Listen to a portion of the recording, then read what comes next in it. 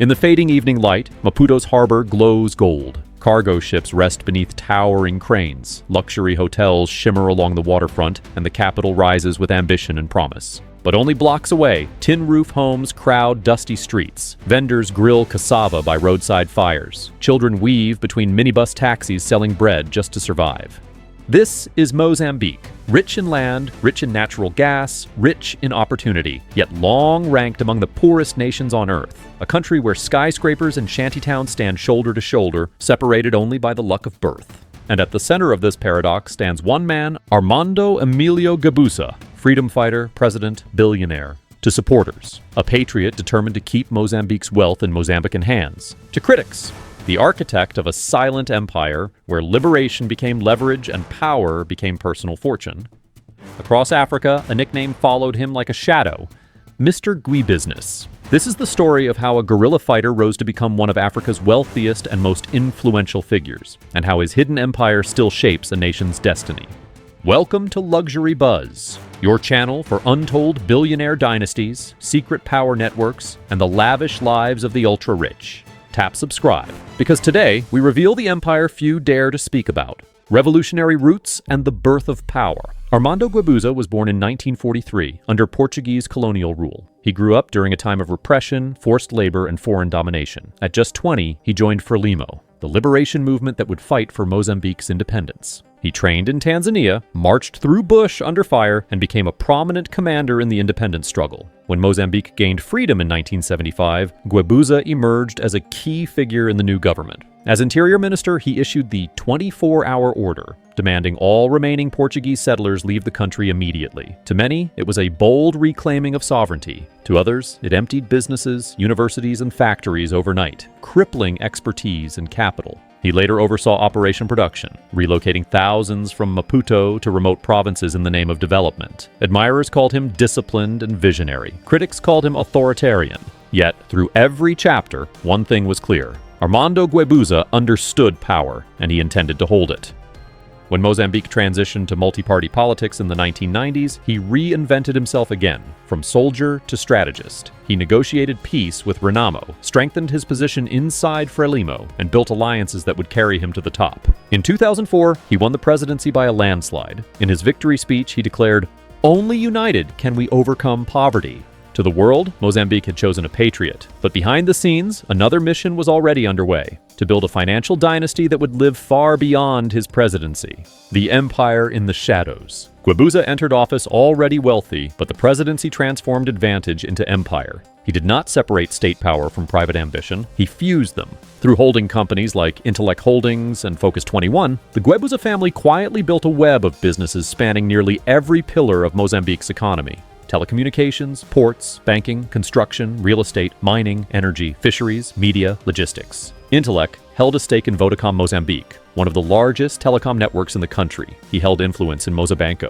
His family acquired positions in power grid ventures, port management concessions, cement factories, engineering firms, and mineral licenses. He sat on the board controlling Beira and Quelimane, the nation's most strategic ports. His daughter Valentina became a powerful business executive in real estate and hospitality. His son Armando Jr. partnered with South African investors in construction and mineral exploration. Nephews and in-laws appeared across corporate boards tied to electricity, transport, natural gas, and agriculture. Government tenders flowed toward companies linked to his circle. Licenses, import contracts, and mining rights found familiar hands. And as Mozambique liberalized state assets, key pieces often landed in entities close to the presidency.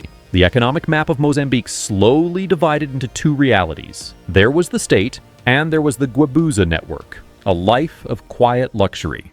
Publicly, Guebuza spoke softly, dressed conservatively, and projected humility, the disciplined revolutionary who lived simply for his country. Privately, the comforts told another story. Imported wines, elegant dinners beneath crystal chandeliers, frequent travel and comfort, valuable properties shielded from public view. In South Africa, reporters later revealed he owned a multi-million rand estate in an exclusive gated community in Johannesburg, a mansion so luxurious it made national headlines when its maintenance fees went unpaid after he left office. His family enjoyed the lifestyle of global elites. But one figure stood above the rest in extravagance: Ndambi Guebuza, the eldest son.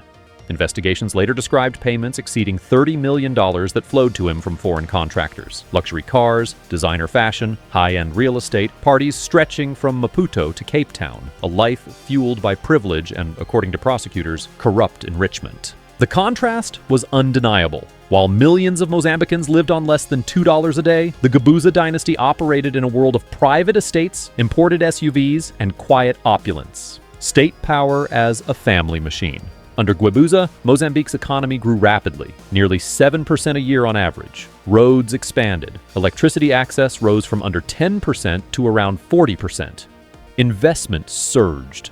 But growth does not equal fairness. Critics say state contracts and opportunities flowed overwhelmingly toward those linked to the ruling circle. One widely discussed example involved the purchase of 150 city buses from a company in which Guebuza's business interests reportedly held a stake. There was no open tender, millions moved, and the president's network reportedly benefited. Analysts observed that privatization, banking licenses, port deals, and energy projects often landed within a tight ring of political and family allies. In Mozambique, people began to say, power did not serve the state served power.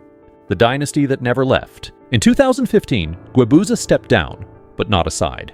He remained a power broker inside Frelimo. His family businesses continued expanding. His networks continued influencing major tenders and strategic sectors. To many Mozambicans, he became something new. Not just a former president, but the quiet monarch of Mozambique's wealth. Power in Mozambique does not disappear. It adapts, it reorganizes, it endures. Legacy, prosperity, or plunder. Ask 10 Mozambicans about Armando Guebuza, and you may hear 10 different answers. To some, he is a patriot who believed Mozambique's riches should remain in Mozambican hands after centuries of foreign exploitation. To others, he replaced external extractors with internal elites, turning national liberation into personal dynasty building. He built roads, ports, and power lines. He also presided over one of Africa's largest financial scandals. He promised opportunity, he left inequality, debt, and suspicion. His legacy is both nation-building and nation-burdening, and Mozambique still lives in the space between those two truths. The question that haunts Mozambique's future. Mozambique now sits atop one of the world's largest offshore gas reserves. Billions more will flow in. New ports, industrial zones, and pipelines promise transformation. But a question echoes everywhere, from Maputo's ministries to fishing villages on the coast. Who will benefit? Will wealth finally reach the millions who need it? Or will power and profit continue to rise quietly into the hands of a few? Armando Guebuza's story is not just one man's journey. It is a lesson in power, a blueprint for modern oligarchy, a mirror for nations rising fast, yet held back by the few who rise faster. He began as a liberator. He became a kingmaker. And in many ways, his influence never left. In Mozambique, fortunes rise in silence, and the richest empires are not always built in daylight, but in the shadows where power never truly leaves. If you enjoyed this story of hidden power and untold wealth, don't forget to like, subscribe, and share. More secret empires are coming soon, only on Luxury Buzz.